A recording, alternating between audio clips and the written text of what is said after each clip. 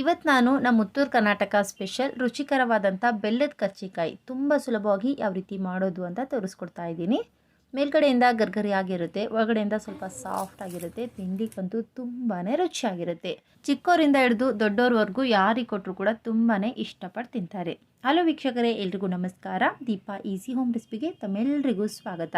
ಬನ್ನಿ ಹಾಗಾದರೆ ಇನ್ನೇನು ತಡ ಮಾಡೋದು ಹೇಗೆ ಅಂತ ನೋಡ್ಕೊಂಬರೋಣ. ಮೊದಲು ಬೇಕಾಗಿರುವಂಥ ಸಾಮಗ್ರಿಗಳು ಏನೇನಂತ ನೋಡ್ಕೊಳ್ಳೋಣ. ಸ್ಟಫಿಂಗ್ ಪೌಡ್ರ್ ಮಾಡಲಿಕ್ಕೆ ಹುರಿದಿರುವಂಥ ಕಡಲೆ ಬೀಜ ತೊಗೊಂಡಿದ್ದೀನಿ, ಹುರ್ಗಡ್ಲೆ ಅಥವಾ ಪುಟಾಣಿ, ಒಂದು ಸ್ವಲ್ಪ ಬಿಳಿ ಎಳ್ಳು, ಒಣ ಕೊಬ್ಬರಿ ತುರಿ, ಏಲಕ್ಕಿ ಮತ್ತು ರುಚಿಗೆ ಬೆಲ್ಲ. ಇವೆಲ್ಲ ಸಾಮಗ್ರಿಗಳು ಸ್ಟಫಿಂಗ್ಗೆ ಬೇಕಾಗಿರುವಂಥ ಪೌಡ್ರ್ ಮಾಡಲಿಕ್ಕೆ. ಈಗ ಹಿಟ್ಟು ಕಲಿಸ್ಲಿಕ್ಕೆ ಮೈದಾ ಹಿಟ್ಟು, ಚಿರೋಟಿ ರವೆ ಮತ್ತು ರುಚಿಗೆ ಉಪ್ಪು. ಬನ್ನಿರಿ ಇವೆಲ್ಲ ಸಾಮಗ್ರಿಯನ್ನು ಉಪಯೋಗಿಸಿ ಮಾಡೋದು ಹೇಗೆ ಅಂತ ನೋಡ್ಕೊಳ್ಳೋಣ. ಮೊದಲು ಒಂದು ಮಿಕ್ಸಿಂಗ್ ಬೌಲ್ಗೆ ಈ ಕಪ್ನಿಂದ ಅಳತೆ ಮಾಡಿ 1 ಕಪ್ನಷ್ಟು ಜಡಿ ಮಾಡಿರುವಂಥ ಮೈದಾ ಹಿಟ್ಟು ಹಾಕೊತಾ ಇದ್ದೀನಿ. ನಿಮಗೆ ಎಷ್ಟು ಬೇಕೋ ಅಷ್ಟು ಉಪಯೋಗಿಸ್ಕೋಬೋದು. ಆಮೇಲೆ ಅದೇ ಕಪ್ನಿಂದ 1/4 ಕಪ್ನಷ್ಟು ಚಿರೋಟಿ ರವೆ ಕೂಡ ಹಾಕೊತಾ ಇದ್ದೀನಿ. ಚಿರೋಟಿ ರವೆ ಹಾಕೋದ್ರಿಂದ ನಾವು ಮಾಡುವಂಥ ಕರ್ಜಿಕಾಯಿ ತುಂಬ ಗರ್ಗರಿಯಾಗಿ ಬರುತ್ತೆ, ಹಾಗಾಗಿ ಒಂದು ಸ್ವಲ್ಪನಾದರೂ ಹಾಕ್ಕೊಡ್ರಿ. ಆಮೇಲೆ ಒಂದು ಸ್ವಲ್ಪ ಉಪ್ಪು ಹಾಕೊತಾ ಇದ್ದೀನಿ. ಇದ್ರ ಜೊತೆಗೆ ಒಂದೇ ಒಂದು ಸ್ಪೂನಷ್ಟು ಅಡುಗೆ ಎಣ್ಣೆಯನ್ನು ಕೂಡ ಹಾಕ್ಕೊಳ್ಳೋಣ. ಎಣ್ಣೆ ಹಾಕೋದ್ರಿಂದ ಕೂಡ ಕರ್ಜಿಕಾಯಿ ಗರ್ಗರಿಯಾಗಿ ಬರುತ್ತೆ, ಹಾಗಾಗಿ ಒಂದು ಸ್ವಲ್ಪ ಎಣ್ಣೆ ಅಥವಾ ತುಪ್ಪನ ಹಾಕಿ ಮಿಕ್ಸ್ ಮಾಡಿಕೊಡ್ರಿ.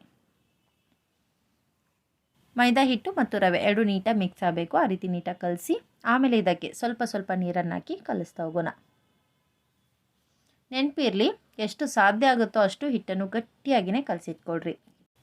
ಹಿಟ್ಟು ಎಷ್ಟು ಗಟ್ಟಿ ಇರುತ್ತೋ ಎಲೆ ಕೂಡ ಅಷ್ಟೇ ಚೆನ್ನಾಗಿ ಬರುತ್ತೆ, ಹಾಗಾಗಿ ಸಾಧ್ಯವಾದಷ್ಟು ಹಿಟ್ಟನ್ನು ಗಟ್ಟಿಯಾಗಿಯೇ ಕಲಸಿಟ್ಕೊಳ್ರಿ. ಇನ್ನೊಂದು, ಹಿಟ್ಟು ಕಲಿಸ್ಬೇಕಾದ್ರೆ ನೀವು ಒಂದೇ ಸಲಕ್ಕೆ ಜಾಸ್ತಿ ನೀರು ಸೇರಿಸ್ಕೋಬಾರ್ದು. ಈ ರೀತಿ ಸ್ವಲ್ಪ ನೀರನ್ನು ಹಾಕಿ ಚೆನ್ನಾಗಿ ತುಂಬ ಹೊತ್ತು ನಾದ್ಕೋಬೇಕು. ಆಗ ಹಿಟ್ಟು ಕೂಡ ಚೆನ್ನಾಗಿ ರೆಡಿ ಆಗುತ್ತೆ ಮತ್ತು ಅದರಿಂದ ಮಾಡಿರುವಂಥ ಕರ್ಜಿಕಾಯಿ ಕೂಡ ಅಷ್ಟೇ ಚೆನ್ನಾಗಿ ಬರುತ್ತೆ.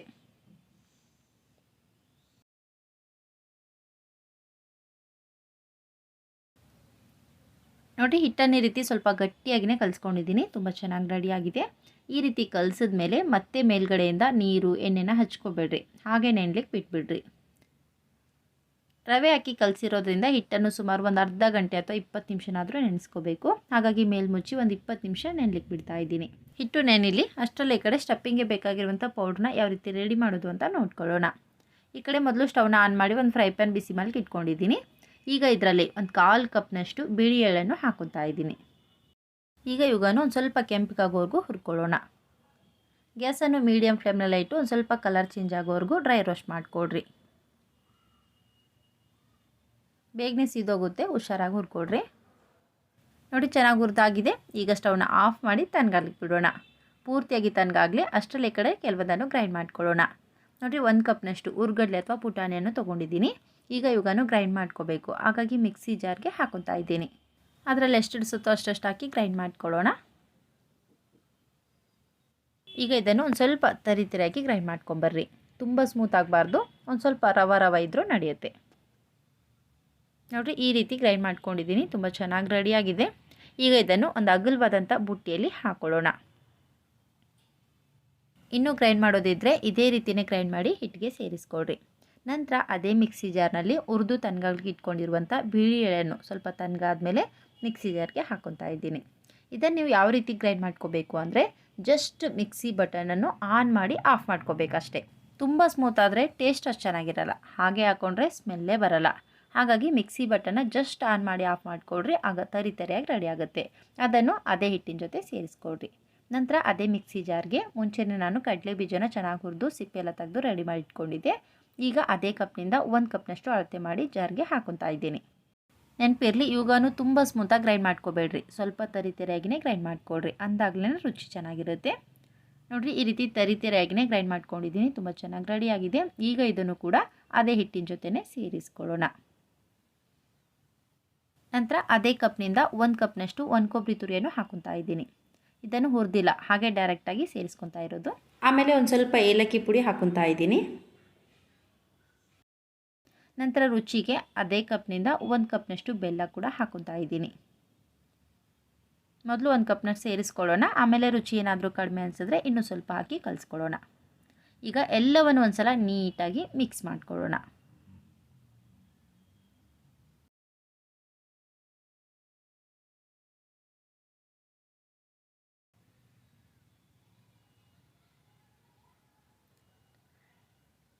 ಇಷ್ಟು ಪೌಡ್ರಲ್ಲಿ ನೀವು ಸುಮಾರು 50ರಿಂದ 60 ಕರ್ಜಿಕಾಯಿನ ಮಾಡ್ಕೋಬೋದು. ಇನ್ನೂ ಜಾಸ್ತಿ ಬೇಕಂದರೆ ಎಲ್ಲ ಸಾಮಗ್ರಿಗೂ ಡಬಲ್ ಮಾಡಿಕೊಡ್ರಿ ಅಷ್ಟೇ. ಈಗ 2 ಕೈಯಿಂದ ಚೆನ್ನಾಗಿ ರೀತಿ ತಿಕ್ಕಬೇಕು, ಆಗ ಎಲ್ಲವೂ ಕೂಡ ನೀಟಾಗಿ ಮಿಕ್ಸ್ ಆಗುತ್ತೆ. ಫ್ರೀ ಇದ್ದಾಗ ಈ ರೀತಿ ಪೌಡ್ರನ್ನ ರೆಡಿ ಮಾಡಿ ಇಟ್ಕೊಂಡ್ಬಿಟ್ರೆ ನಿಮ್ಗೆ ಯಾವಾಗ ಬೇಕೋ ಆವಾಗ ತಕ್ಷಣಕ್ಕೆ ಹಿಟ್ಟನ್ನ ಕಲಸಿ ಫಟಾಫಟ ಅಂತ ಕರ್ಜಿಕಾಯಿನ ಮಾಡ್ಕೋಬೋದು. ತುಂಬ ಚೆನ್ನಾಗಿರುತ್ತೆ ಮತ್ತು ಆದಷ್ಟು ಬೇಗನೆ ಕೂಡ ರೆಡಿ ಆಗುತ್ತೆ. ನೋಡಿರಿ, ಎಲ್ಲವನ್ನು ನೀಟಾಗಿ ಕಲಿಸ್ಕೊಂಡಿದ್ದೀನಿ, ಚೆನ್ನಾಗಿ ರೆಡಿಯಾಗಿದೆ. ಈಗ ಇದನ್ನು ಒಂದು ಬೌಲ್ಗೆ ಹಾಕಿಟ್ಕೊಳ್ಳೋಣ. ನೋಡಿರಿ, ಈ ರೀತಿ ಪೌಡ್ರನ್ನ ರೆಡಿ ಮಾಡಿ 1 ತಿಂಗಳವರೆಗೂ ಕೂಡ ನೀವು ಸ್ಟೋರ್ ಮಾಡಿ ಇಡ್ಬೋದು, ಚೆನ್ನಾಗಿರುತ್ತೆ. ನೋಡಿ, ಸ್ಟಫಿಂಗ್ಗೆ ಬೇಕಾಗಿರುವಂಥ ಪೌಡ್ರ್ ರೆಡಿಯಾಗಿದೆ. ಈಗ ಮುಂಚೆ ನೆನೆಸ್ಲಿಕ್ಕೆ ಇಟ್ಟಿದ್ದೇವಲ್ವ, ಆ ಹಿಟ್ಟು ಯಾವ ರೀತಿ ರೆಡಿಯಾಗಿದೆ ಅಂತ ಒಂದು ಸಲ ಚೆಕ್ ಮಾಡ್ಕೊಳ್ಳೋಣ. ನೋಡಿ, ಒಂದು 20 ನಿಮಿಷದಲ್ಲೇ ಹಿಟ್ಟು ತುಂಬ ಚೆನ್ನಾಗಿ ನೆನೆದು ರೆಡಿಯಾಗಿದೆ. ನೋಡಿ, ಹಿಟ್ಟು ಕಲಸಿದಾಗ ಯಾವ ರೀತಿ ಇತ್ತು, ಈಗೂ ಕೂಡ ಅದೇ ರೀತಿ ಇದೆ, ಅಂದರೆ ಗಟ್ಟಿನೇ ಇದೆ. ಈಗ ಇದರಲ್ಲಿ ಸ್ವಲ್ಪ ಸ್ವಲ್ಪನೇ ಹಿಟ್ಟನ್ನು ತೊಗೊಂಡು ಉಂಡೆ ಮಾಡ್ಕೊಳ್ಳೋಣ. ಎಷ್ಟು ಬೇಕೋ ಅಷ್ಟೇ ಉಂಡೆಗಳನ್ನು ಮಾಡಿಟ್ಕೊಳ್ರಿ. ಉಂಡೆಗಳನ್ನು ಒಂದು ಸ್ವಲ್ಪ ಮಾಡಿಟ್ಕೊಂಡ್ಬಿಟ್ರೆ ಎಲೆಗಳನ್ನು ಬೇಗನೆ ಲಟ್ಟಿಸ್ಕೋಬೋದು. ನೋಡಿರಿ, ರೆಡಿ ಮಾಡಿರುವಂಥ ಉಂಡೆಗಳನ್ನು ಒಂದೊಂದಾಗಿ ತೊಗೊಂಡು ಈ ರೀತಿ ಒಣ ಮೈದಾ ಹಿಟ್ಟನ್ನ ಅದ್ಬಿಟ್ಟು ಎಲೆ ಥರ ಲಟ್ಟಿಸ್ಕೊಳ್ಳೋಣ. ಎಲ್ಲ ಕಡೆಗೂ ಒಂದೇ ಸಮನಾಗಿರಬೇಕು, ಆದರೆ ಪೂರಿ ಥರ ರೌಂಡಾಗಿ ಬರಬಾರ್ದು, ಎಲೆ ಥರ ಉದ್ದಕ್ಕಿರಬೇಕಷ್ಟೇ. ಎಷ್ಟು ಉದ್ದ ಇರುತ್ತೆ ನೋಡಿರಿ, ನೋಡಲಿಕ್ಕೂ ಕೂಡ ಕರ್ಜಿಕಾಯಿ ಅಷ್ಟೇ ಚೆನ್ನಾಗಿ ಅನಿಸುತ್ತೆ. ಹಾಗಾಗಿ ಎಲೆ ಉದ್ದಕ್ಕೆ ಮಾಡಿಕೊಳ್ರಿ. ಮನೆಯಲ್ಲಿ 2-3 ಜನ ಇದ್ರಂತೂ ಒಂದು ಅರ್ಧ ಗಂಟೆಯಲ್ಲೇ 1ರಿಂದ 2 kg ಆಗುವಷ್ಟು ಕರ್ಜಿಕಾಯಿನ ಮಾಡ್ಕೊಬೋದು. ಬೇಗನೆ ರೆಡಿ ಆಗಿಬಿಡುತ್ತೆ. ಯಾಕೆಂದರೆ ಒಬ್ಬರು ಉಂಡೆ ಮಾಡಿಕೊಟ್ರೆ ಒಬ್ಬರು ಈ ರೀತಿ ಎಲೆ ಲಟ್ಟಿಸ್ಬೋದು, ಇನ್ನೊಬ್ಬರು ತುಂಬಬೋದು, ಇನ್ನೊಬ್ಬರು ಎಣ್ಣೆಯಲ್ಲಿ ಫ್ರೈ ಮಾಡ್ಕೋಬೋದು. ಆಗ ಬೇಗನೆ ರೆಡಿ ಆಗುತ್ತೆ, ಯಾರಿಗೂ ಬೇಜಾರಾಗಲ್ಲ. ಎಲೆ ಈ ರೀತಿ ಉದ್ದಕ್ಕಿರಲಿ. ಈಗ ತುಂಬೋದು ಹೇಗೆ ಅಂತ ನೋಡ್ಕೊಳ್ಳೋಣ. ರೆಡಿ ಮಾಡುವಂಥ ಸ್ಟಫಿಂಗ್ ಪೌಡ್ರು ಒಂದು ಬೌಲ್ನಲ್ಲಿ ಹಾಕಿ ಇಟ್ಕೊಂಡಿದ್ದೀನಿ. ಈಗ ಸೈಡಲ್ಲಿ ಇಟ್ಕೊಳ್ಳೋಣ. ಮತ್ತು ಸೈಡಲ್ಲಿ ಹಚ್ಚಲಿಕ್ಕೆ 1 ಕಪ್ನಲ್ಲಿ ಹಾಲು ಮತ್ತು ಈ ರೀತಿ ಒಂದು ಕಡ್ಡಿ ತೊಗೊಂಡಿದ್ದೀನಿ. ಈಗ ಇದನ್ನು ಕೂಡ ಸೈಡಲ್ಲಿ ಇಟ್ಟು ಯಾವ ರೀತಿ ತುಂಬೋದು ಅಂತ ನೋಡ್ಕೊಳ್ಳೋಣ. ಮೊದಲು ರೆಡಿ ಮಾಡಿ ಇಟ್ಕೊಂಡಿರುವಂಥ ಎಲೆಯನ್ನು ಈ ರೀತಿ ಅಂಗೈ ಮೇಲೆ ಹಾಕಿ ಅದ್ರ ಮಧ್ಯದಲ್ಲಿ ರೆಡಿ ಮಾಡಿ ಇಟ್ಕೊಂಡಿರುವಂಥ ಸ್ಟಫಿಂಗ್ ಪೌಡ್ರ್ ಎಷ್ಟು ಇಡಿಸುತ್ತೋ ಅಷ್ಟು ಮಾತ್ರ ಹಾಕ್ಕೊಳ್ರಿ. ಆಮೇಲೆ ಸೈಡಲ್ಲಿ ಕಡ್ಡಿಯಿಂದ ಈ ರೀತಿ ಲೈಟಾಗಿ ಎಲ್ಲ ಕಡೆಗೂ ಹಾಲು ಹಚ್ಕೋಬೇಕು. ಜಾಸ್ತಿ ಹಚ್ಕೋಬೇಡ್ರಿ, ಜಾಸ್ತಿ ಹಚ್ಕೊಂಡ್ಬಿಟ್ರೆ ಎಲೆ ಹರಿದೋಗ್ಬಿಡುತ್ತೆ. ಹಾಗಾಗಿ ಈ ರೀತಿ ಲೈಟಾಗಿ ಎಲ್ಲ ಕಡೆಗೂ ಹಚ್ಬಿಟ್ಟು ಆಮೇಲೆ ಈ ರೀತಿ 2 ಕಡೆಯಿಂದ ನೀಟಾಗಿ ಕ್ಲೋಸ್ ಮಾಡ್ತಾ ಹೋಗಬೇಕು. ನಿಧಾನವಾಗಿ ಈ ರೀತಿ ಪ್ರೆಸ್ ಮಾಡಿಕೊಡ್ರಿ. ನೋಡಿರಿ, ಈ ರೀತಿ ಪ್ರೆಸ್ ಮಾಡಿದ್ಮೇಲೆ ಮತ್ತೊಂದು ಸಲ ಈ ರೀತಿ ಅಂಗೈ ಮೇಲೆ ಹಾಕಿ ಮತ್ತೊಂದು ಸಲ ಪ್ರೆಸ್ ಮಾಡಿಕೊಡ್ರಿ. ಯಾಕೆಂದರೆ ಎಣ್ಣೆಲಿ ಬಿಟ್ಟಾಗ ಓಪನ್ ಆಗೋ ಚಾನ್ಸಸ್ ಇರುತ್ತೆ. ಹಾಗಾಗಿ ನೀಟಾಗಿ 1-2 ಸಲ ಪ್ರೆಸ್ ಮಾಡಿಕೊಡ್ರಿ. ನಿಮಗೆ ಕೈಯಲ್ಲಿ ಈ ರೀತಿ ತುಂಬಲಿಕ್ಕೆ ಬರ್ತಿದ್ರೆ ಈ ರೀತಿ ತುಂಬಿಕೊಡ್ರಿ. ಇಲ್ಲ ಅಂದರೆ ಇನ್ನೊಂದು ವಿಧಾನದಲ್ಲಿ ಕೂಡ ತುಂಬ ಸುಲಭವಾಗಿ ಯಾವ ರೀತಿ ತುಂಬೋದು ಅಂತ ತೋರಿಸ್ತೀನಿ.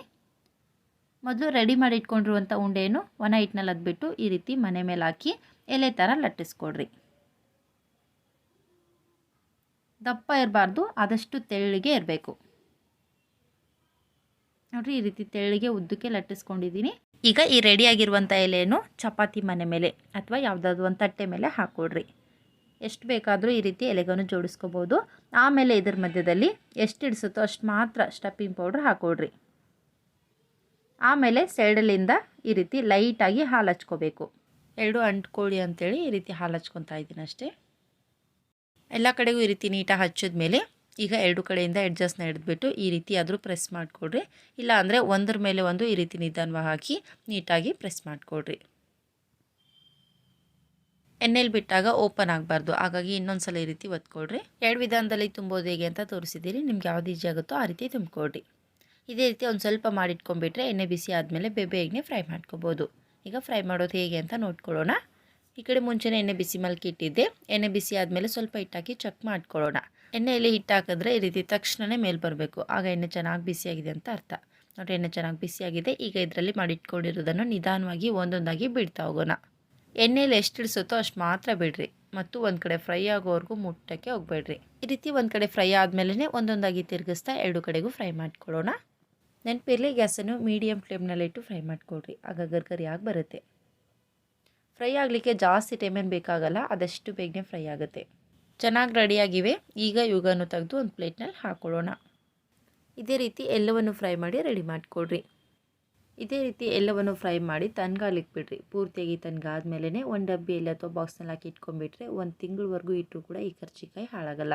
ನಿಮ್ಗೆ ಯಾವಾಗ ಬೇಕೋ ಅವಾಗ ಒಂದೊಂದು ತೊಗೊಂಡು ತಿಂತಾ ಇರ್ಬೋದು. ನೋಡಿರಿ, ಒಳಗಡೆಯಿಂದ ಸ್ವಲ್ಪ ಸಾಫ್ಟಾಗಿ ಮೇಲ್ಗಡೆಯಿಂದ ಗರ್ಗರಿಯಾಗಿ ನಿಜವಾಗ್ಲೂ ತುಂಬಾ ರುಚಿಯಾಗಿರುತ್ತೆ. ನಮ್ಮ ಉತ್ತರ ಕರ್ನಾಟಕದ ಕಡೆ ಪಂಚಮಿ ಹಬ್ಬದಲ್ಲಂತೂ ಎಲ್ಲರ ಮನೆಯಲ್ಲೂ ಈ ರೀತಿ ಕರ್ಜಿಕಾಯಿ ಇದ್ದೇ ಇರುತ್ತೆ. ಮತ್ತು ಪೂಜೆ ಟೈಮಲ್ಲೂ ಕೂಡ ಅಲಂಕಾರಕ್ಕೆ ಈ ರೀತಿ ನೀಟಾಗಿ ಜೋಡಿಸಿ ಮುಂದ್ಗಡೆ ಇಟ್ಟಿರ್ತಾರೆ. ನೋಡ್ಲಿಕ್ಕಂತೂ ತುಂಬಾ ಚೆನ್ನಾಗಿ ಅನಿಸುತ್ತೆ. ಈ ಬೆಲ್ಲದ ಕರ್ಜಿಕಾಯಿ ರೆಸಿಪಿ ನಿಮಗೂ ಇಷ್ಟ ಆಗಿದೆ ಅಲ್ವಾ? ಇಷ್ಟ ಅನಿಸಿದ್ರೆ ಪ್ಲೀಸ್ ಲೈಕ್ ಮಾಡಿರಿ ಮತ್ತು ಶೇರ್ ಮಾಡಿರಿ. ಮತ್ತಷ್ಟು ಹೊಸ ಹೊಸ ರೆಸಿಪಿಗಳಿಗಾಗಿ ನಮ್ಮ ದೀಪಾ ಈಸಿ ಹೋಮ್ ರೆಸಿಪಿನ ತಪ್ಪದೇ ಸಬ್ಸ್ಕ್ರೈಬ್ ಮಾಡಿಕೊಡ್ರಿ. Thank you.